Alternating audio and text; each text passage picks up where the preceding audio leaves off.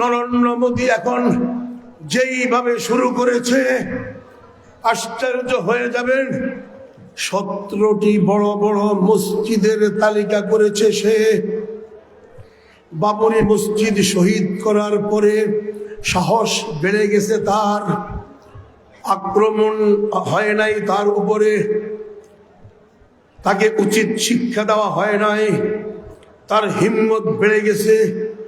বাদশাহ বাবর, বাদশাহ গজনবী, বাদশাহ আলতামাস, বাদশাহ গৌরীর নামে যেই বড় বড় মসজিদগুলো ভারতবর্ষে, সেই মসজিদগুলো তালিকা করে নরেন্দ্র মোদী বলতেছে এই মুসলমানদের ঐতিহ্য, এই ইতিহাসময় মসজিদগুলো যেই জমিনে, সেই জমিনটা নাকি মন্দিরের জমিন।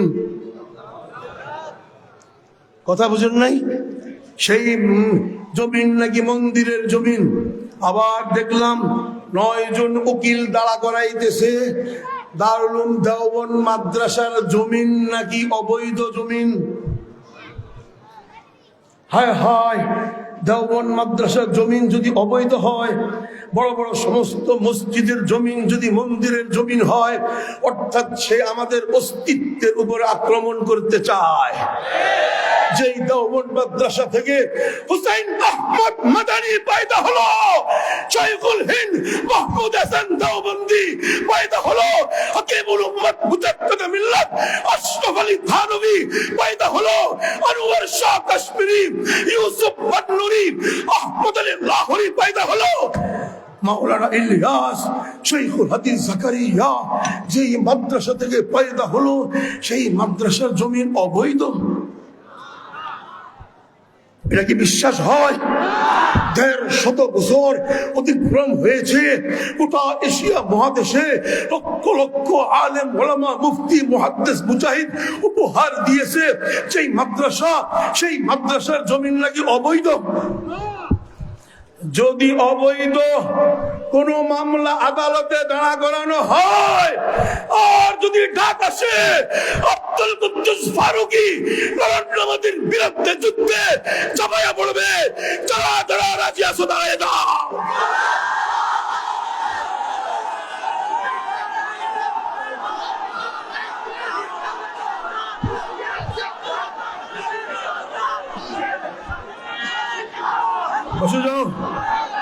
বসে যান, নরেন্দ্র মোদীকে মেসেজ দিয়ে দেন, নরেন্দ্র মোদী 1 সেকেন্ডের জন্য আর কোনো বিষয় ছাড় দেওয়া হবে না। মাতৃভূমির বর্ডারে ধাক্কা দিয়েছে, মাতৃভূমির বর্ডারে ধাক্কা দিয়েছে। মালাউনের বাচ্চা কত বড় সাহস! মাতৃভূমির যে বেড়া বেড়া, ইউটিউবে দেখেন নাই কি করতেছে? সে মাতৃভূমির বর্ডারে ধাক্কা দেয় নাই, সে শামসুল হক ফরিদপুরীর কলিজায় ধাক্কা দিয়েছে। সে মুহাম্মদুল্লাহ হাফিজি হুজুরের কলিজায় ধাক্কা দিয়েছে।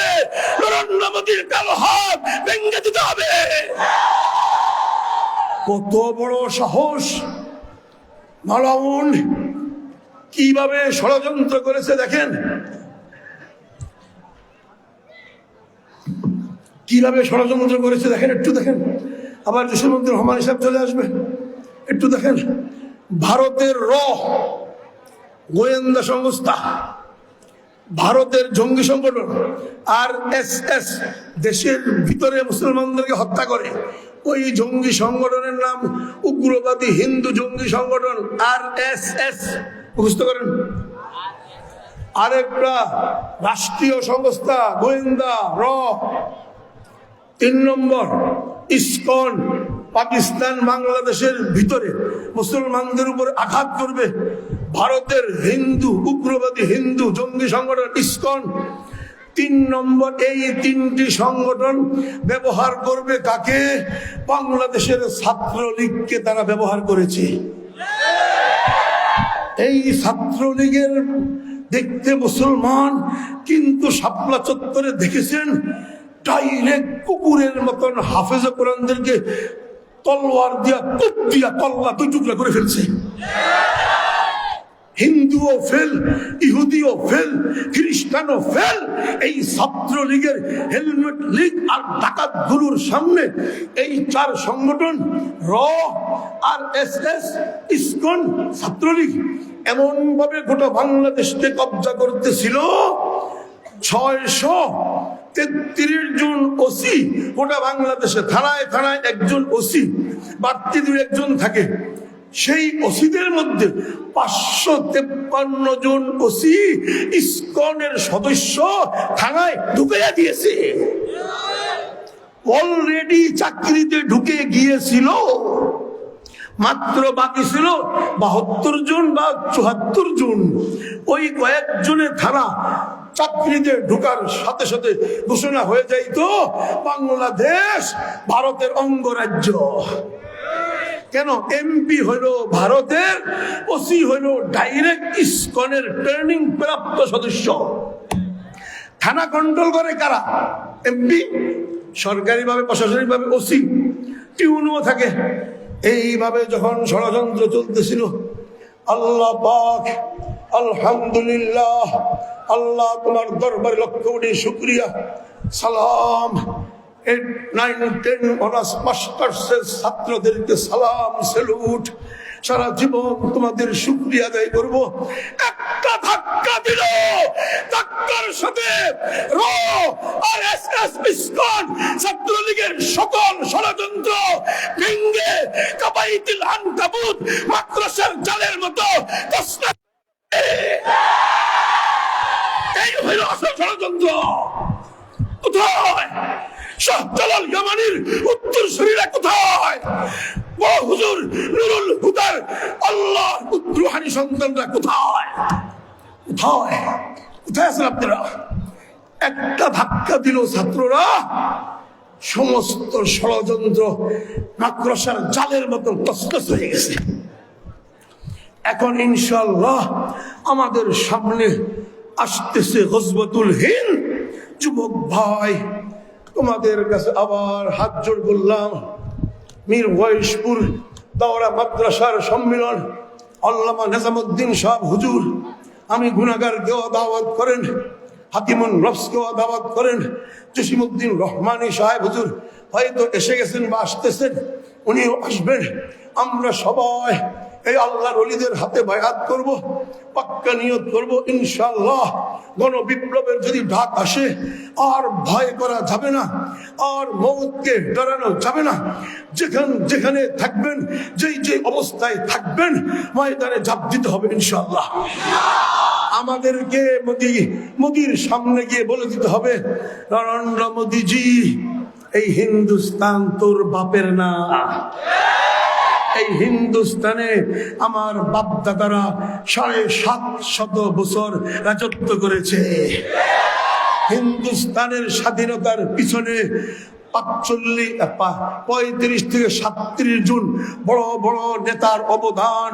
তার মধ্যে 3 জন ছাড়া সমস্ত নেতা হইল মুসলমান। শাহ ওলিউল্লাহ, শাহ আব্দুল আজিজ মুহাদ্দিস দেহলভী, শাহ আব্দুল কাদের, শাহ আব্দুল গনি, শাহ রফিউদ্দিন, সৈয়দ আহমদ বেরলভী, শাহ ইসমাইল, আর তারপরে হাজী ইমদাদুল্লাহ মুহাজির মক্কি, কুতুবুল আকতাব, রশিদ আহমদ গঙ্গোহী, হুজ্জাতুল ইসলাম, কাসিম নানুতুবি, মাওলানা হুবাইদুল্লাহ সিন্ধি, মাওলানা আবুল কালাম আজাদ, অন্যদিকে টিপু সুলতান, নওয়াব সিরাজউদ্দৌলা মুসলমান নেতা ছিল, ব্রিটিশের বিরুদ্ধে লড়াই করেছে।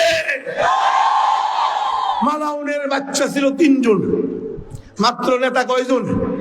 3 জন ছিল। আর মুসলমানদের 30-33 জন বড় বড় নেতারা ব্রিটিশের বিরুদ্ধে লড়াই করে হিন্দুস্তান স্বাধীন করেছে। এখন নরেন্দ্র মোদী কয় মুসলমান এখানে থাকতে পারবে না। মোদী থাকে, আরো আগে বলছিলাম কয়েক বছর আগে, মোদী সিন্নি খাইলে কার উসিলায় মোল্লা চিল্লি না। মুসলমানদের উসিলায় ভারতে বসবাস করে সেই মুসলমানদেরকে নাকি বিতাড়িত করে দিবে। এর চেয়ে বড় জুলুম আর কি হতে পারে চাচা? ঠিক কিনা বলেন? সুতরাং যদি দেওবন্দ মাদ্রাসার দিকে চোখ উঠায়, আর একটি মসজিদের জমিনে আঘাত করে বাংলাদেশ থেকে জিহাদের ঘোষণা হবে। প্রস্তুত থাকবেন তো ইনশাআল্লাহ? ভয় পাবেন না তো ইনশাআল্লাহ? মুসল্লিয়ানে কেরাম, নিজাম সাহেব হুজুর আমাকে একটু বলছিলেন, একটু যাবেন না কেউ, আরো বয়ান আছে, কারগুজারি আছে, শহীদদের ঘটনা আছে। হুজুর বলছিলেন মাদ্রাসা জানেন তো, কওমি মাদ্রাসা। কওমি মাদ্রাসা মানে কি? কওমি মাদ্রাসা হইল এলাকাবাসীর মাদ্রাসা। কওম, ওই মাদ্রাসার আশপাশে যে কওম বসবাস করে তাদের মাদ্রাসা। এই মীর ওয়াইসমুল মাদ্রাসার আশপাশে বসবাস করে ইহুদি খ্রিস্টান না মুসলমান? তাহলে মুসলমানদের মাদ্রাসা। হুজুরে বলছেন এই মাদ্রাসার তো বিশাল খরচ। তারপরে দেখলেন তো এই গত ফেরাউন সরকার ছিল, জুলুম ছিল, অনেক কঠোরতা ছিল, মাদ্রাসার আয় ব্যয় অনেক কঠিন অবস্থা। যারা